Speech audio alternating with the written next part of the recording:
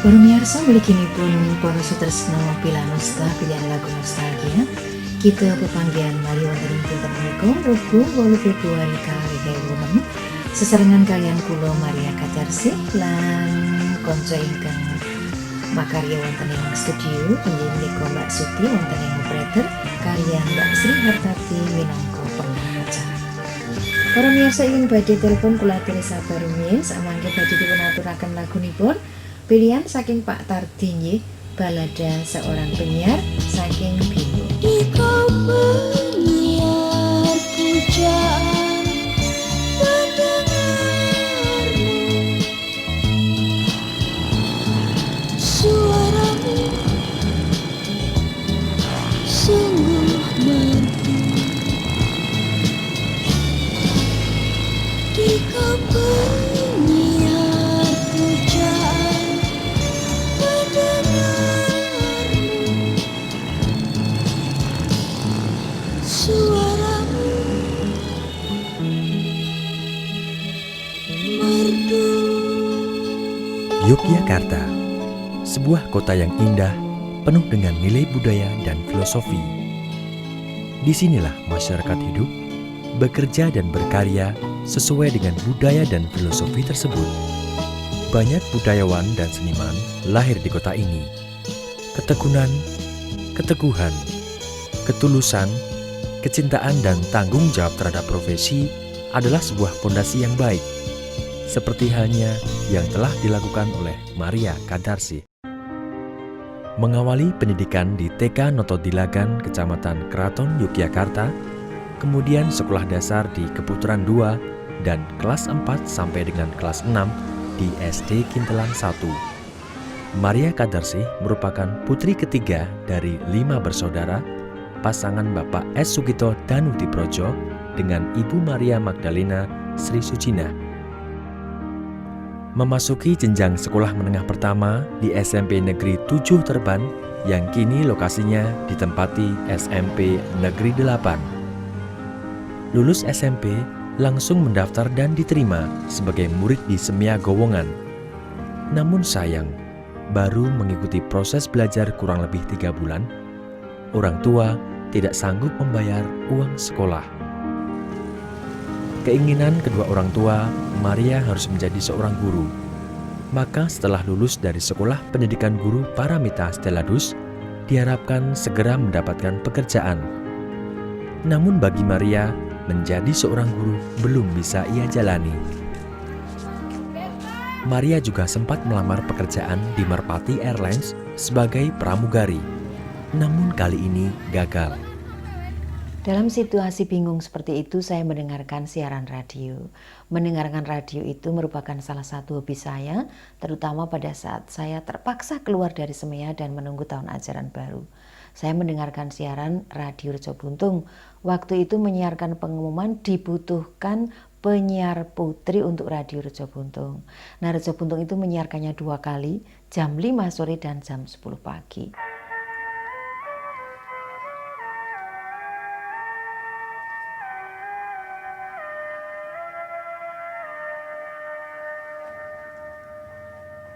PT Radio Rejo Buntung membutuhkan beberapa penyiar putri, lulusan SLTA segala jurusan, diutamakan yang memiliki suara radioponik dan bersedia mengikuti tes yang meliputi tes vokal. Syarat selengkapnya dapat dilihat di PT Radio Rejo Buntung, Jalan Jagalan nomor 42, Yogyakarta. Pendaftaran ditutup pada tanggal 26 November 1971. Sekali lagi, syarat selengkapnya dapat dilihat di PT Radio Rejo Buntung, Jalan Jagalan nomor 42, Yogyakarta. Pendaftaran ditutup pada tanggal 26 November 1971. Loh, tadinya dino iki terakhir pendaftarane.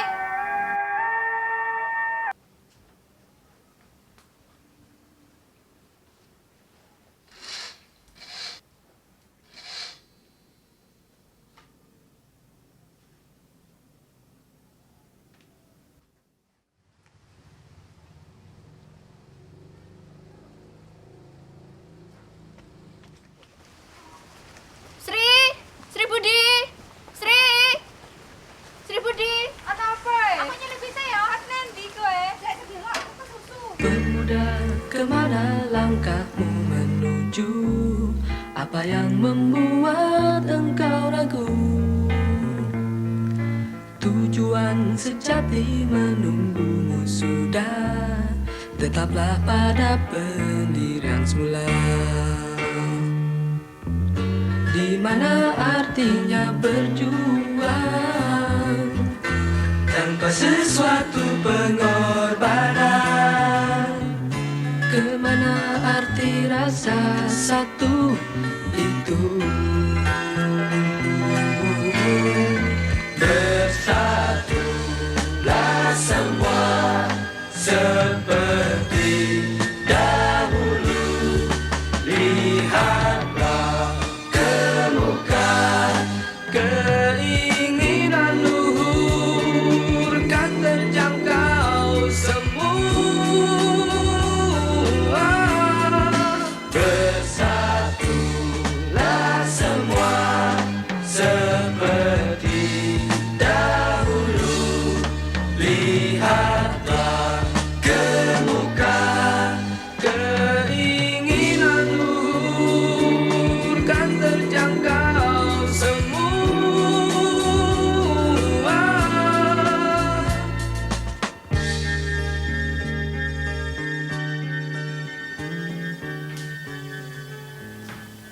Ada apa Mbak? Maaf mas, saya mau melamar jadi penyiar mas. Mbak sudah bawa surat-surat? Oh maaf, belum mas. Saya mendengar pengumumannya baru saja. Kalau begitu besok pagi saja Mbak datang kembali sambil membawa surat-surat lamaran. Sepulang dari Radio Rejo Buntung, saya bergegas mengembalikan sepeda, kemudian saya pulang ke rumah mencari kertas untuk menulis surat lamaran. Kertasnya itu folio bergaris itu dan ditulis tangan menggunakan pena waktu itu ya, jadi tinta dengan pen. Dan selain itu saya juga mencari surat-surat yaitu tanda lulus dari sekolah.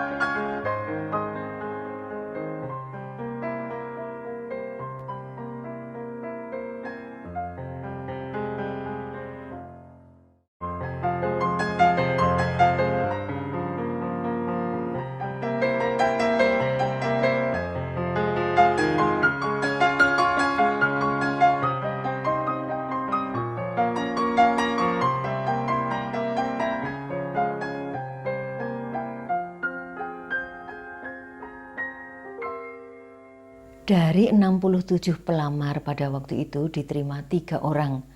1 adalah Endang Widyastuti, itu mahasiswa Visipol Gajah Mada.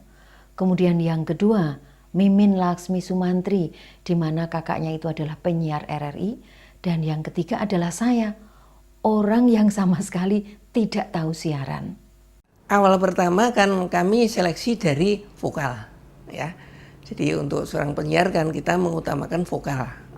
Nah, untuk Bu Maria waktu itu memang masuk suatu nominasi yang kita plotkan untuk sebagai seorang penyiar. Kalau saya bekerja dengan Ibu Maria begini, ini sekarang berbicara masalah vokal. Vokalnya Ibu Maria ini boleh katakan vokal yang seksi gitu loh. Apa vokal seksi sebenarnya? Vokal yang seksi itu vokal yang bisa memberikan satu gairah bagi audiensnya. Tapi saya ingat persis lah bahwa potensi dari Bu Maria waktu itu sebagai seorang penyiar itu memang mempunyai suatu potensi yang besar untuk bisa dikembangkan. Nah, jadi dari kedisiplinannya juga waktu itu cukup bagus sehingga saya merasa bahwa ini punya potensi. Ibu Maria ini adalah sosok pekerja yang ulet, yang gigih, mempunyai satu loyalitas terhadap perusahaan. Kemudian sesama teman adalah sebagai seorang sahabat yang baik. Ini yang saya amati sampai detik ini ya. Jadi dengan keterlibatan Bu Maria di Reso Buntung itu sempat juga membawa nama Reso Buntung untuk lebih populer. Pada tahun 73, RRI menyelenggarakan sebuah pendidikan penyiar bagi seluruh penyiar radio swasta yang ada di Yogyakarta. Dari PT Radio Reso Buntung, sayalah yang dikirim oleh direktur saya ditunjuk mengikuti pendidikan itu. Disitulah saya berkenalan dengan senior-senior, artinya penyiar-penyiar RRI yang tadinya hanya saya kenal suaranya seperti Pak Bagus Giarto, Bapak Sumarjono yang terkenal itu, juga kemudian Ibu Uti Ruktiningsih. Pada saat itu diadakan praktek begitu untuk menulis naskah dan membaca naskahnya sendiri. Setelah itu diuji coba dalam kelas itu. Nah dari sana itu Bu Uti itu mengatakan bahwa naskah saya baik, suara saya baik, mau pindah saja ke RRI. Tapi pada waktu itu saya belum menerima karena saya masih merasa belum punya pengalaman.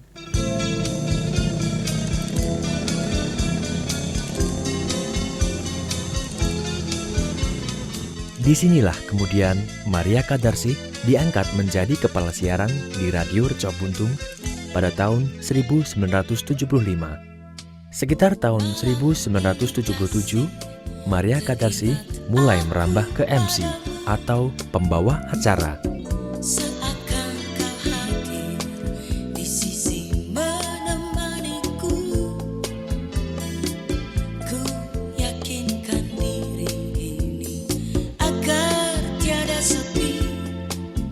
Pada sekitar tahun 76-75, saya membutuhkan tidak hanya MC yang biasa, tapi juga MC yang mengerti mengenai artistik, ataupun tarian, ataupun yang berhubungan dengan panggung.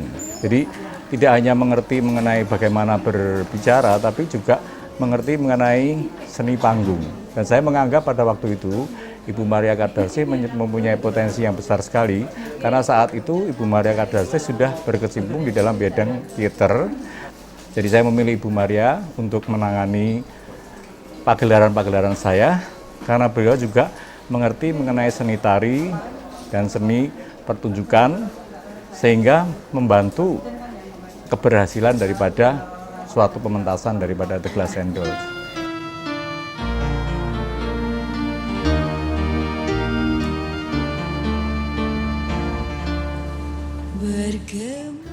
Pada tahun 1979, saya diajak oleh Bapak Sumarjono, yaitu penulis dan sutradara Sandiwara Radio RRI Yogyakarta, untuk pindah ke RRI menjadi karyawan pegawai negeri. Pada waktu itu saya di RRI kan satu ruangan dengan Pak Marjono, dia sebagai penulis naskah Sandiwara Radio. Kebetulan tempat duduk saya itu jejer atau bersebelahan dengan tempat meja kerjanya Pak Sumarjono itu. Beliau kan kalau nulis juga di kantor. Nah saya belajar dari beliau. Proses belajar saya menulis sandiwara bahasa Jawa dengan Pak Marjono itu sangat unik. Jadi beliau itu sebetulnya adalah seorang bapak dan guru. Tidak bermaksud melukai saya mungkin dalam artian mengkritik langsung begitu. Jadi saya kalau menulis bahasa Jawa selesai, saya letakkan ke mejanya Pak Marjono. Lalu beliau itu membaca naskah saya itu justru nanti kalau saya sudah nggak ada di tempat duduk. Kalau saya pas keluar ruangan dibaca oleh beliau, diteliti, duret-duret, nanti dikembalikan ke meja saya. Begitu seterusnya sampai kemudian naskah saya tahun 83 itu lolos disiarkan berbahasa Jawa. Tapi pada saat itu kondisi Pak Marjono itu sudah karena sakit gula, begitu kan cepat capek, menulis tidak intens, tidak bisa seminggu sekali. Jadi kadang yang nulis saya, kadang yang nulis beliau, tapi beliau tetap menyutradarai. Nah lama-kelamaan dalam prosesnya saya ditunjuk oleh beliau untuk sekaligus menyutradarai karena beliau itu sudah sangat-sangat sangat sakit keras karena kebetulan gula itu menyerang mata juga sehingga nggak bisa melihat. Dan klimaksnya itu pada tahun 85 beliau wafat. Ada kisah yang menarik. Jadi Kalau menulis sandiwara radio sekarang itu kan sudah ada perangkat komputer. Dulu itu belum. Pak Marjono juga menggunakan mesin tek manual, celak-celok seperti itu. Saya juga mengalami. Jadi naskah itu dibuat dengan kertas tipis Durslah, lalu dengan karbon.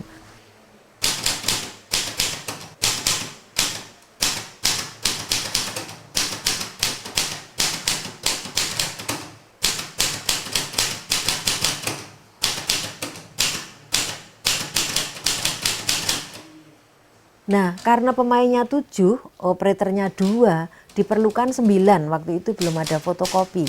Jadi satu pemain itu tidak bisa pegang satu-satu, satu pemain berdua atau bertiga. Kertasnya Durslah. Nah, saya pun melakukan seperti itu.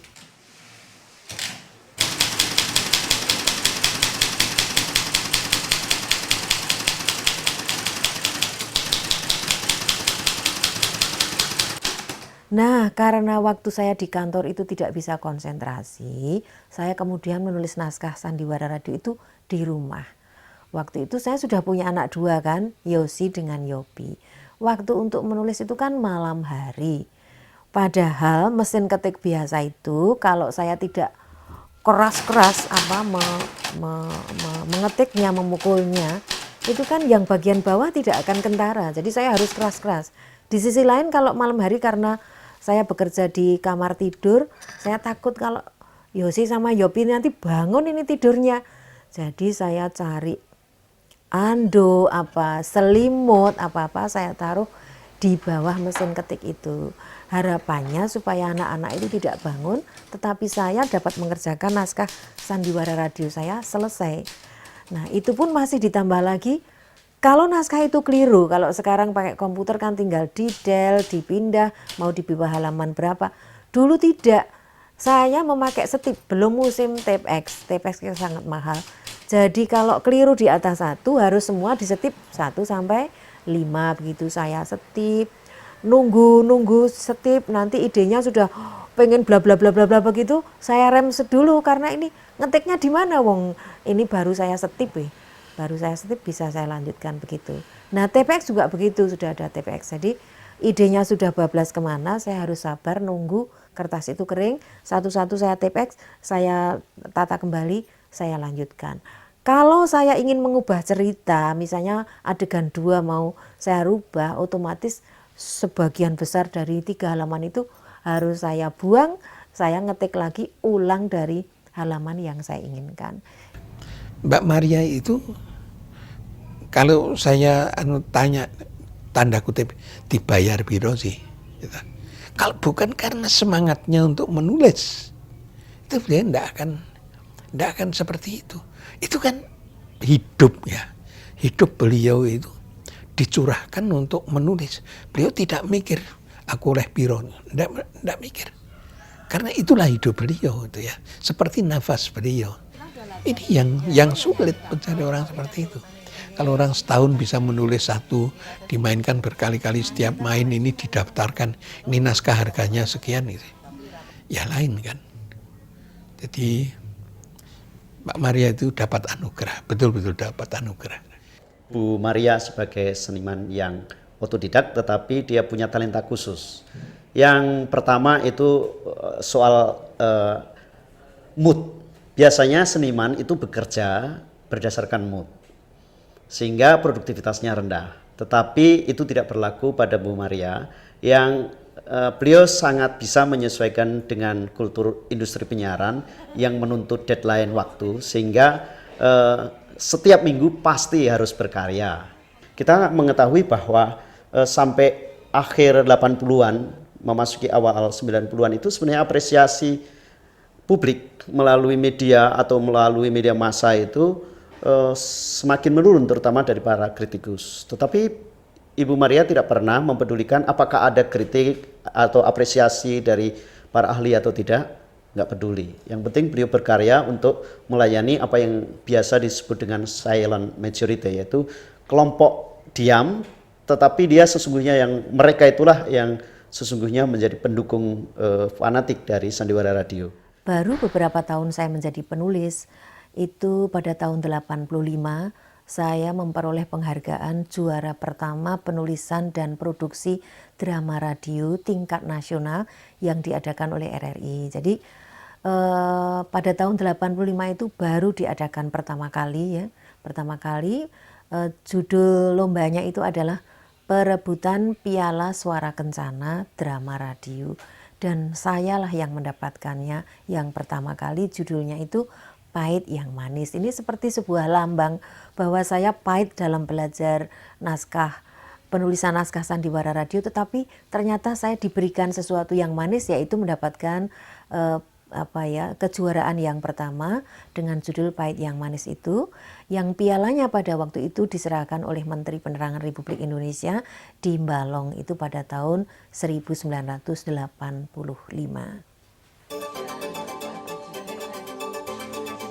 Naskah-naskah karya beliau diproduksi oleh keluarga Jogja RRI Yogyakarta. Di sini, selain beliau bertindak sebagai seorang penulis cerita, juga merangkap sebagai sutradara. Bahkan tak jarang, beliau juga ikut memainkan salah satu peran dalam cerita. Nuwun para miyarsa, ngaturaken sugeng pepanggihan malih kalian keluarga Jogja ingkang tumuli ngaturaken sandiwara radio basa Jawi kanthi cariyos Tekad seri 9. Wondene ingkang sami nindakaken cariyos menika banar katindakaken dening Margono Wedya Pranaswara, Paskalia Maragani Neni, Maria Kadarsih dados Rahayu, Anggara katindakaken Sutris Gunanto, Ponirah dening Esti Winarni, Nuning Prenggos Putra Maragani Bukusumo, teknik lan montase Agus Sutopo Twin Sumbodo, naskah lan sutradara Maria Kadarsih. Mas, aku harap matur, Mas. Kowe iki aja ngregoni aku. Atiku ki lagi bunek. Aku wis matur Den Ayu. Sago pindah saka kene ning panjenengan Kondeli. Lho, ning kowe iki Den Ayu ora saya tumelung, ning malah saya muntap, Mas. Aku sing matur Ibu. Priya lan wanita sing durung bebrayan mapan tunggal wudu. Ning nyatane dheweke dhewe kaya ngono. Mas Anggoro kok sing daleme Mbak Rahayu. Heeh. Benar. Kuwi mung anggepan. Aku mrono, Bu. Aku weruh dhewe Mas Anggoro metu saka kamar kos karo Neni. Wis. Aja padudon, adu penemu. Dawuhku, Neni pindah saka kene. Ya, secara tidak langsung beliaulah guru saya begitu ya. Walaupun tidak langsung ngajar gitu. Dari saya mempelajari naskah-naskahnya Ibu Maria itu, saya jadi bisa tahu orang Jawa itu bisa ngerti nggak ungguh gitu. Misteri Pecut itu beliau jadi kok sepertinya saya jadi jahat sekali di situ. Dan selama sekian waktu menikah saya antagonis, saya ada takut juga bahwa nanti akan terpengaruh pada pribadi saya dalam kehidupan sehari-hari. Saya bisa membedakan antara lakon karya yang betul-betul adiluhung, yang betul-betul berbobot sama yang picisan. Nah ini karya Pecut ya, itu sampai berapa episode dan itu menggambarkan suatu suasana yang serba unik dan menarik sekali. Itu betul-betul tidak mudah itu membuat suatu karangan seperti itu untuk suatu karya yang cukup baik itu ya, tadi itu yang lain-lainnya juga ada Bu Kadarsih cita-cita lain, tapi tidak seperti ini betul-betul suatu masterpiece. Nah, saya cuma ingin tanya apakah Bu Kadarsih itu juga ide murni dari dia sendiri atau ada imbas atau ada jadi ada baca buku misalnya William Shakespeare atau penulisan Leo Tolstoy dan sebagainya, itu apa enggak, tapi dianukan apa betul-betul murni. Kalau murni betul idenya Bu Kadarsih sendiri, wah itu saya lebih salut lagi. Kalau Pak Marjono itu sebenarnya lebih banyak mengadopsi dari karya-karya unggul orang lain. Sehingga kalaulah misalnya sering sekali banyak diapresiasi, tetapi sesungguhnya dari segi originalitas itu jauh lebih banyak originalnya Bu Maria itu sebenarnya. Tetapi orang kadang-kadang mengabaikan hal-hal yang seperti ini.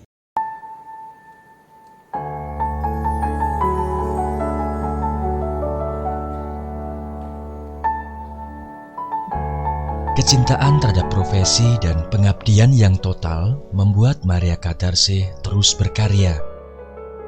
Tak terhitung jumlahnya penghargaan yang diterima beliau, mulai dari karya-karya dramanya sampai pada penghargaan tertinggi seorang budayawan dan seniman, yaitu penghargaan dari pemerintah Provinsi Daerah Istimewa Yogyakarta kepada beliau karena ikut melestarikan budaya Jawa.